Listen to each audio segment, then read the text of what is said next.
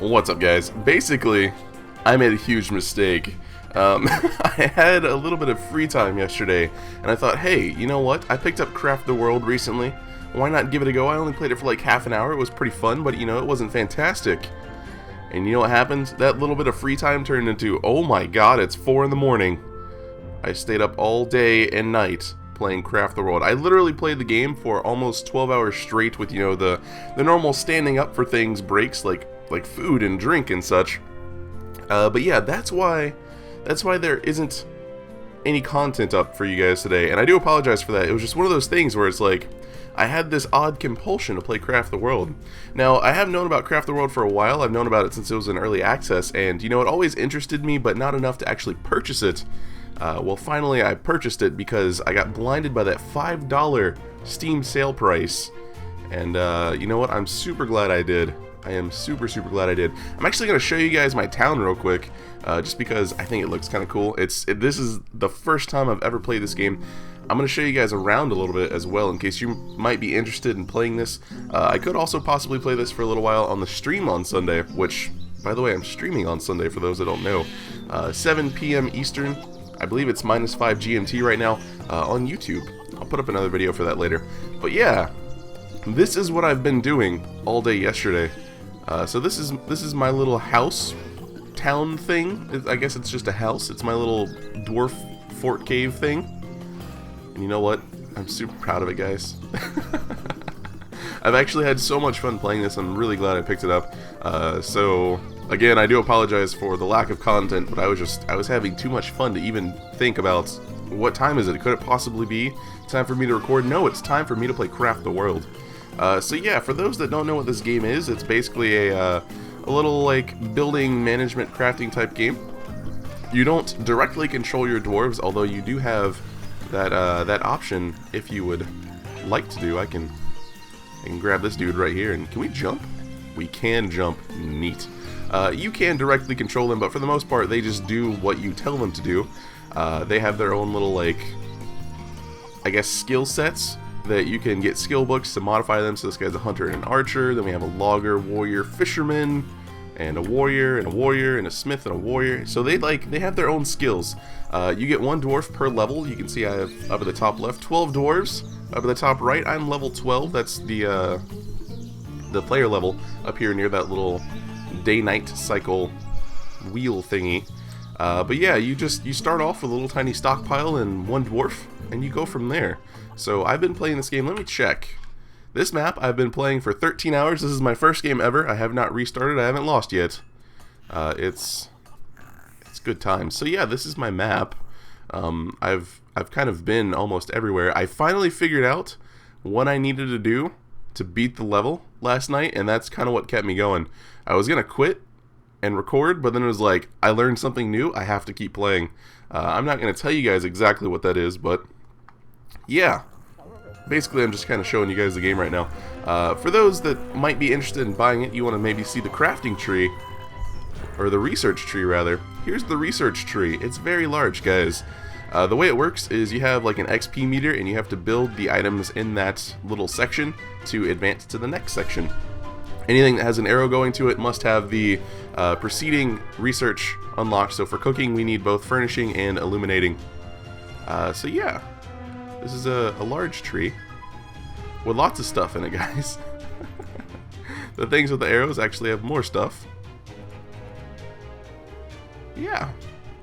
It's a great little time sink. I'm just going to go ahead and say that right now after playing it for almost half a day straight. It's a great little time sink. I'm so close. I'm so close, guys, to finishing this map. I'm so close, and that's why I had to keep playing it. Yeah, I'll show you guys around real quick. We have our main little portal room. Portal is your stockpile where dwarves drop stuff off.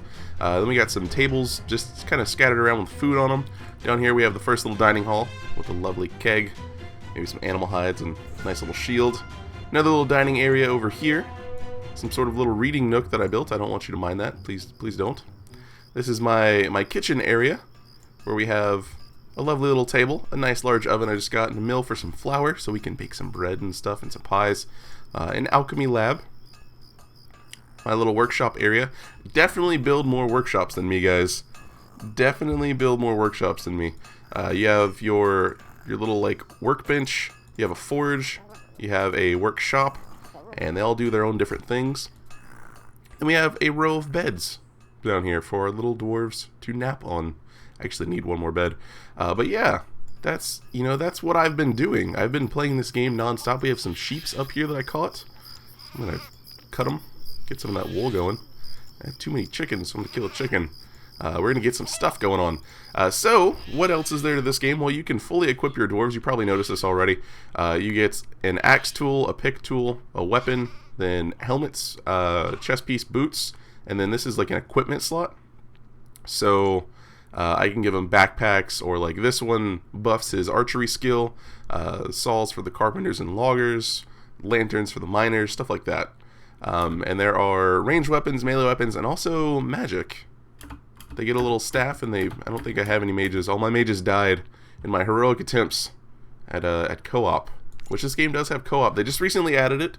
It seems like the connection's a bit wonky at times, but it's pretty fun. It's got PvP and co-op, so definitely check it out. There's a lot of stuff. As for crafting, these are just your raw mats, so you can see there's a good number of raw mats, and there are also different biomes in this game.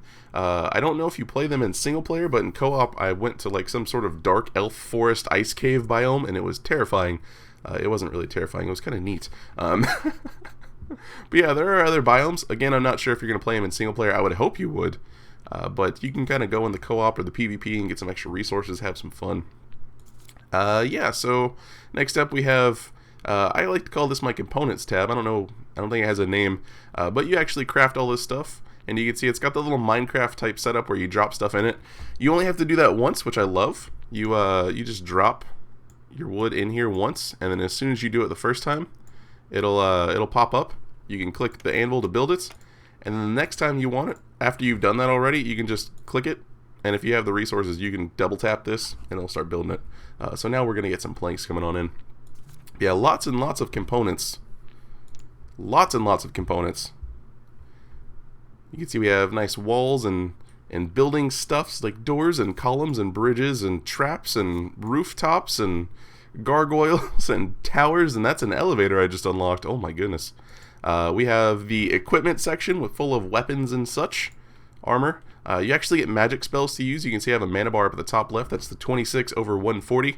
You get magic spells to use. You start out with like a little portal spell that's pretty neat. It'll like open a portal. Say I want to deforest something like this area right here. We're going to deforest this area. I'm going to set up a few mining orders real quick and then pop open a portal. They're going to flood through and strip the entire area. Now it says the portal lasts for 4 minutes. I'm playing at ×2 game speed, so it's not going to be exactly 4 minutes. I'm not playing at ×2 game speed, now I am.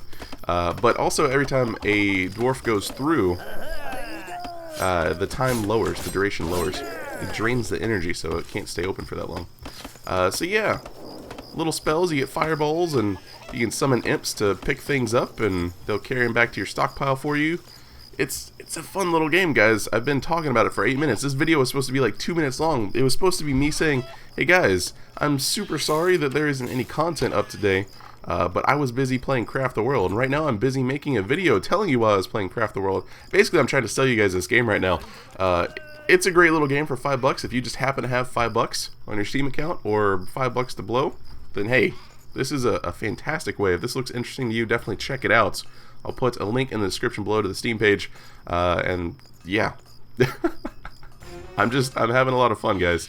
I'm having a lot of fun with it. Again, I am sorry, but it was just one of those, like, compulsive, I must play this game sort of things. Yeah, regular stuff's gonna be up tomorrow, and again, I will be streaming on Sunday night on YouTube, 7 p.m. Eastern, and again, I believe it's -5 GMT, but you can correct me if I'm wrong. Yeah, definitely check this game out, guys.